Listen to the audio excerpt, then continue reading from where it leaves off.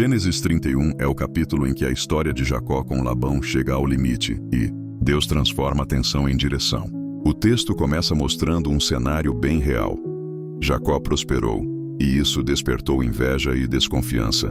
Os filhos de Labão começam a dizer que Jacó tomou o que era do pai deles, e Jacó nota que o rosto de Labão já não é o mesmo. Essa mudança de atmosfera é importante porque a Bíblia não descreve só eventos, ela descreve sinais. O ambiente já não sustenta o propósito. E é exatamente aí que Deus fala: volta para a terra de teus pais, e eu serei contigo. A ordem é objetiva, com promessa junto. Não é fuga desordenada, é comando com cobertura. Em seguida, Jacó chama Raquel e Lia para uma conversa longe da casa, no campo. Um detalhe simples, mas profundo. Ele tira o assunto de dentro do ambiente de controle. Ele abre o que viveu. Salários mudados, injustiças repetidas, desgaste extremo, e afirma algo central para a teologia do capítulo: Deus viu. Jacó conta também o sonho, revelação sobre os rebanhos, e como Deus mostrou que estava revertendo a exploração. O capítulo faz questão de mostrar que a prosperidade de Jacó não veio de trapaça, mas de intervenção divina em cima de um sistema injusto.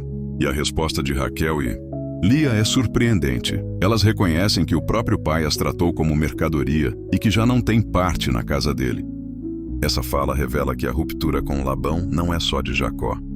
É de uma família inteira que entende que aquele vínculo já virou prisão. Então Jacó parte sem avisar. Aqui o texto não romantiza. Labão era um homem de manipulação e de acordos que sempre pendiam a favor dele. Avisar poderia significar dar tempo para impedir, chantagear ou reverter a saída. Só que acontece um ponto tenso e cheio de significado. Raquel rouba os ídolos domésticos, terafins.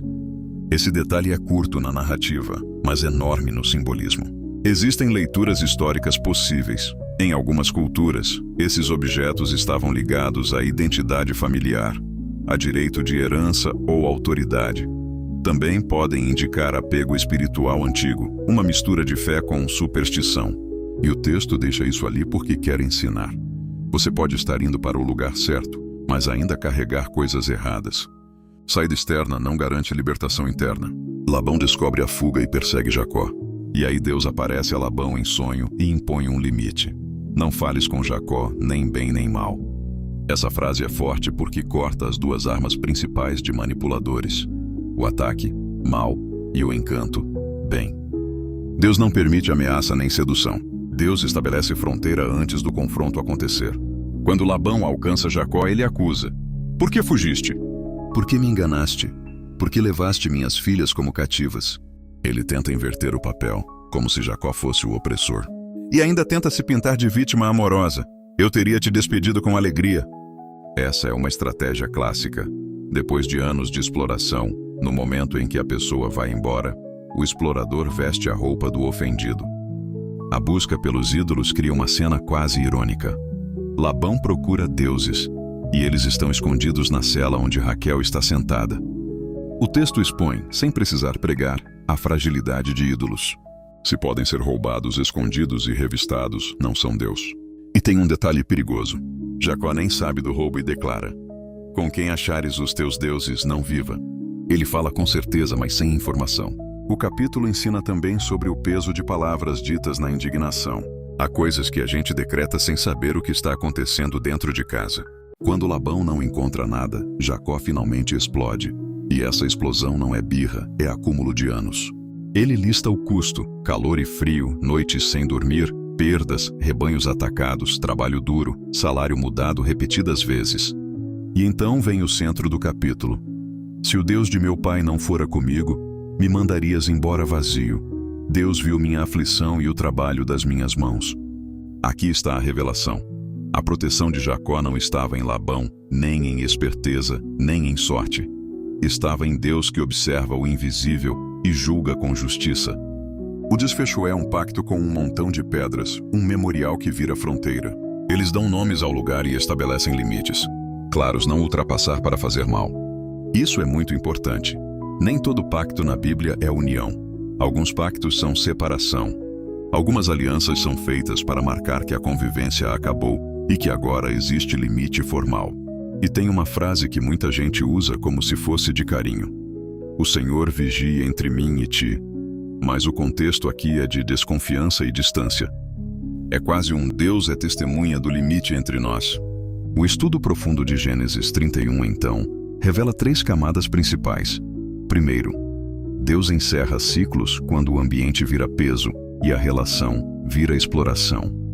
Segundo, Deus protege mesmo quando há perseguição e coloca freio no agressor. Terceiro, a saída precisa ser completa, porque é possível sair do lugar e ainda carregar terafins escondidos, coisas pequenas, mas que prendem o coração. O sonho de Labão é um recurso narrativo poderoso. Deus fala com o perseguidor para proteger o perseguido. Isso mostra soberania. Deus governa até o caminho do inimigo. Terafins aparecem em outros textos bíblicos ligados a práticas domésticas antigas. O texto não aprova, ele expõe. O montão de pedras funciona como memorial e fronteira. É um marco físico para uma decisão espiritual. E Gênesis 31 termina sem abraços emocionados, sem reconciliação calorosa, sem promessas de saudade. Termina com um montão de pedras. Um memorial, um limite, uma fronteira, porque existem ciclos que não se encerram com carinho, se encerram com decisão. Jacó não sai apenas de uma casa, ele sai de um sistema de controle, de manipulação, de desgaste silencioso. E o detalhe mais revelador é este: Deus não apenas mandou Jacó partir, Deus impediu Labão de ferir. Antes do confronto, Deus já havia estabelecido o limite. Isso muda tudo. Porque quando Deus encerra uma estação, Ele não pede permissão para o passado. Ele não negocia com a opressão. Ele não adapta o chamado ao conforto de quem perdeu o controle sobre você. Ele simplesmente declara: volta, eu serei contigo. O montão de pedras ali não é só um símbolo histórico. É uma mensagem espiritual extremamente atual. Nem todo fechamento é reconciliação. Nem toda aliança é para a aproximação.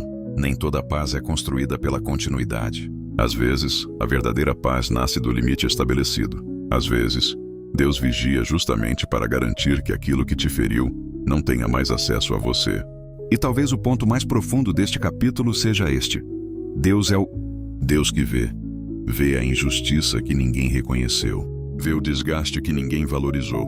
Vê as noites mal dormidas da alma. Vê o custo invisível da obediência. Jacó não saiu vazio, Jacó saiu preservado.